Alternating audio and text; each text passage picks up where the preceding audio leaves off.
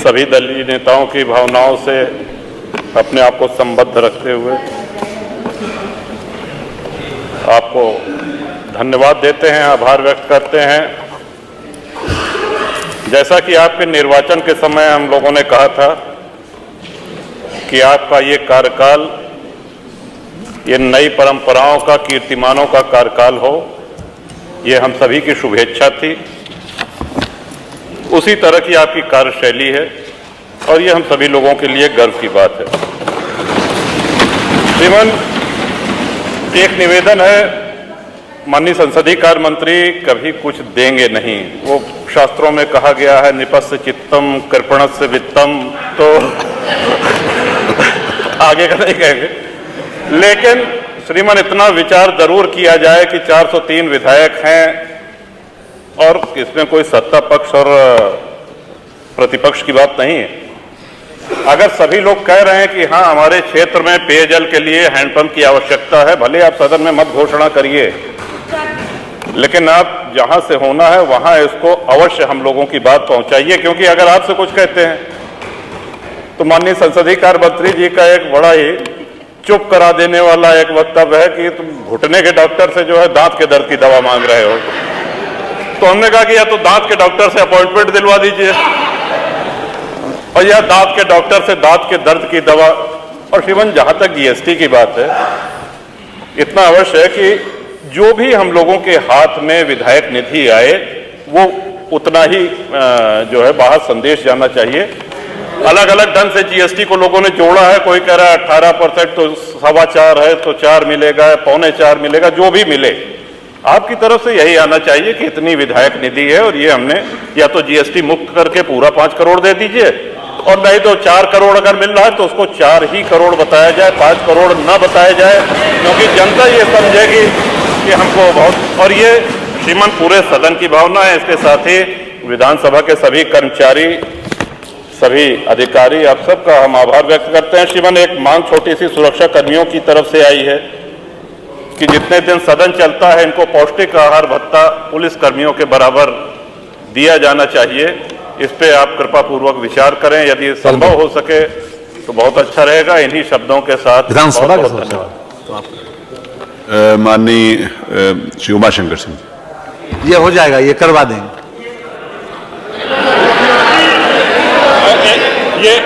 ये से हम लोग नहीं समझ पाए, जीएसटी, हैंडपंप, या कृपया स्पष्ट कर दो हम लोग।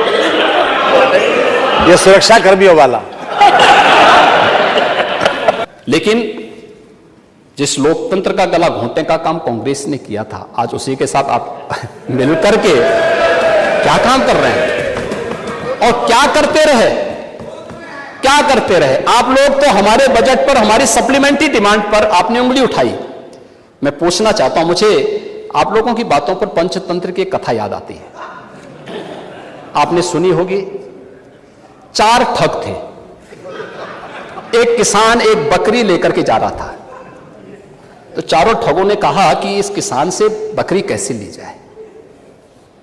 तो हो सकता है कि उनको थोड़ा लोक लाज रही हो, तो उन्होंने कहा चलो छीन तो नहीं सब पाएंगे, तो एक काम करते हैं, चारों अलग अलग जगह खड़े हो जाते हैं और अलग जगह खड़े होकर के हम लोग ये बोलें कि भाई ये कुत्ते का बच्चा कहां लेके जा रहा है। तो एक वो किसान बेचारा अपनी बकरी के बच्चे को कंधे में रख करके लेके जा रहा है, तो पहले ठग के पास से गुजरता है तो बोलता, अरे काका ये सब क्या ले जा रहा है, ये कुत्ते के बच्चे को अपने कंधे में लेके क्या जा रहा है। किसान बोलता, अरे धूर्त कहीं के, ये कुत्ते का बच्चा नहीं, बकरी का बच्चा है।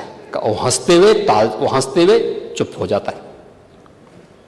आगे अगले चौराहे पे जाता दूसरा ठग, अरे काका ये कुत्ते का बच्चा आप कहां लेके जा रहे हैं।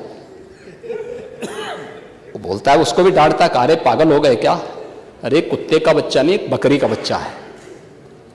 अगले आगे बढ़ता है, फिर तीसरा ठग मिल जाता है, वहां भी फिर यही बात उसको बोलता है।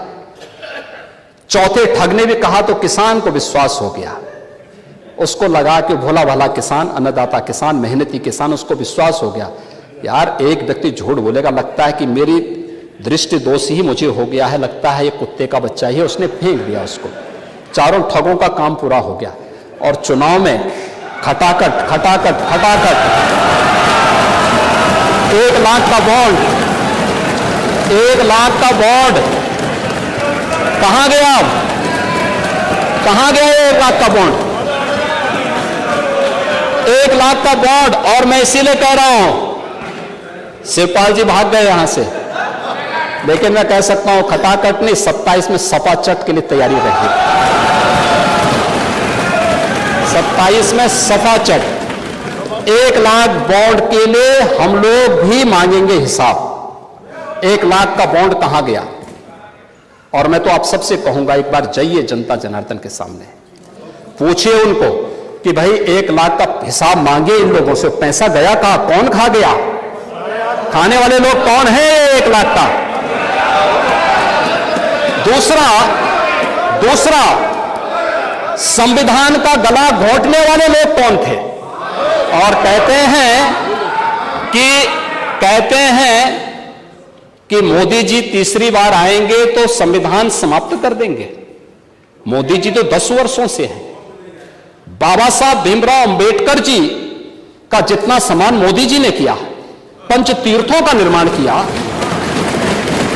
बाबा साहब भीमराव अंबेडकर के जन्म स्थल मऊ मध्य प्रदेश में भव्य स्मारक का निर्माण किया, बाबा साहब भीमराव अंबेडकर से जुड़े हुए जहां उन्होंने अपने उच्च शिक्षा अर्जित की थी, इंग्लैंड की उस मकान को खरीद करके अनुसूचित जाति के बच्चों के लिए हायर एजुकेशन के लिए स्कॉलरशिप की व्यवस्था की और उसके लिए इंडिया हाउस के रूप में उसे स्थापित करके इसको बाबा साहब भीमराव अंबेडकर का एक स्मारक इंग्लैंड में भी बनवाया और स्कॉलरशिप की व्यवस्था की। ये मोदी जी के कारण हुआ। बाबा साहब भीमराव अंबेडकर ने अपना सार्वजनिक जीवन दिल्ली के अंदर जिस मकान में रह के किया था, उससे बाबा साहब भीमराव अंबेडकर का स्मारक बनाने का काम मोदी जी ने किया। बाबा साहब भीमराव अंबेडकर ने सामाजिक व्यवस्था के खिलाफ बौद्ध धर्म यानी दीक्षा जहां नागपुर में जिस स्थल पर ली थी, उसे भव्य स्मारक बनाने का काम मोदी जी ने किया। बाबा साहब भीमराव अंबेडकर की चैत्य भूमि मुंबई को भव्य स्मारक के रूप में स्थापित करने का काम मोदी जी ने और भारतीय जनता पार्टी की महाराष्ट्र की सरकार ने किया। मोदी जी को आप यहां पे मोदी जी के बारे में गलत सूचनाएं देते रहे और बाबा साहब भीमराव अंबेडकर को हराने वाली कांग्रेस आज जनता को गुमराह करने में सफल हो गई है। वही पंचतंत्र की कथा मुझे याद आ गई।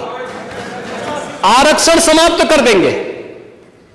आरक्षण, मैंने तो आपके सामने एक झलक प्रस्तुत की। आपके समय ओबीसी के जितने छात्रों की, समाजवादी पार्टी के समय जितने भी नियुक्तियां हुई हैं, 27% भी उसमें आरक्षण नहीं मिला है।